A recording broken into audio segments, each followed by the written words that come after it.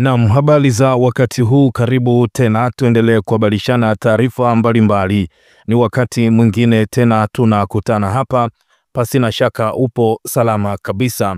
Mwanaharakati wa Kenya Boniface Mwangi akiwa kwenye uwanja wa ndege wa kimataifa wa Moi mjini Mombasa kabla ya safari yake kwenda Nairobi, amezungumza na kuelezea kilichotokea Tanzania, madai ya kuteswa nchini Tanzania, huku akidai ya kwamba amepitia siku 4 za giza sana, lakini pia akisema ya kwamba waliokuwa wakimtesa walimtaka aseme asante Mama Samia. Yaani wakati wakimpiga na kumtesa walimlazimisha kusema asante Mama Samia. Mwanaharakati Boniface Mwangi amezungumza hadharani kwa mara ya kwanza baada ya kukamatwa, kuzuiliwa na kudaiwa kuteswa na mamlaka za Tanzania kwa takribani siku 4. Boniface Mwangi alikamatwa Jumanne katika hoteli yake nchini Tanzania, hoteli ya Serena, alipokuwa amefikia na alikokuwa amejiandaa huko kwa ajili ya kwenda kuonyesha mshikamano wa kiongozi wa upinzani Tundu Lissu wakati akifikishwa mahakamani Jumatatu Mei 19 mwaka 2025 kusikilizwa kwa kesi ya uhaini ambayo inamkabili kiongozi huyo wa chama kikuu cha upinzani Tanzania.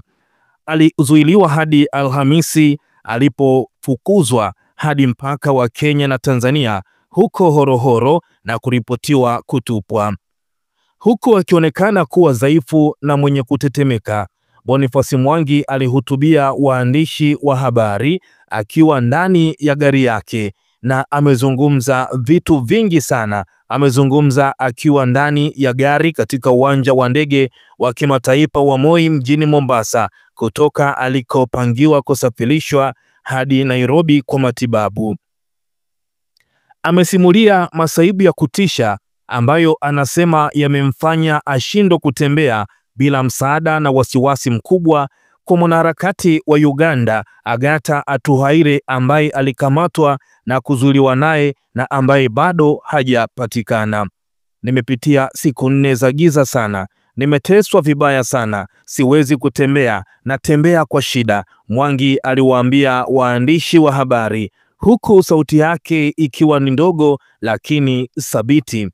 Lakini nina wasiwasi sana kuhusu Agatha kwa sababu tuliteswa pamoja na walitufanyia mambo ya kutisha sana. Kwa hiyo ninatumaini Agatha yuko salama, amesema Boniface Mwangi. Inasemekana kwamba Agatha alitenganishwa na Mwangi walipokuwa kizuizini nchini Tanzania, mahali alipo bado haijulikani ni wapi aliko, jambo linalozidisha hofu juu ya usalama wake. Walitenganishwa na hatujui aliko Agatha au alikopelekwa, alisema Njeri Mwangi, mke wa mwanaharakati wa Kenya Boniface Mwangi. Boni alishushwa kwenye kituo cha mpaka cha Horohoro na akatafuta njia hadi Lungalunga na kupata usafiri, na nikampigia simu Halifa na kwenda kumchukua. Boniface Mwangi na watu wake wa karibu wanadai kuwa mamlaka za Tanzania ziliandaa kisa hicho kwa ukatili na nia ya kisiasa na kumfanyia unyanyasaji wa kimwili na kisaikolojia, huku akitumia jina la Rais wa Tanzania Samia Suluhu Hassan. Kulingana na mwanaharakati Hussein Haridi, uzoefu wa Boniface Mwangi ni sehemu ya mwelekeo mkubwa unaosumbua zaidi katika eneo hilo. Ni wazi kwamba katika Afrika Mashariki tunaona kuinuka kwa wababe na hatuchukulii hili kwa uzito, Khalidi alisema. Boniface Mwangi aliteswa sana. Tunapozungumza kwa sasa hatujui Agatha yuko wapi. Tunataka kumkimbiza Boniface kupata matibabu. Hali yake si nzuri hata kidogo. Hawezi kutembea, anatembea kwa shida. Khalidi aliweka lawama hizo moja kwa moja miguuni mwa serikali ya Tanzania, akihusisha moja kwa moja unyanyasaji huo na ofisi kuu ya nchi hiyo. Hii ni kwa hisani ya serikali ya Mama Samia.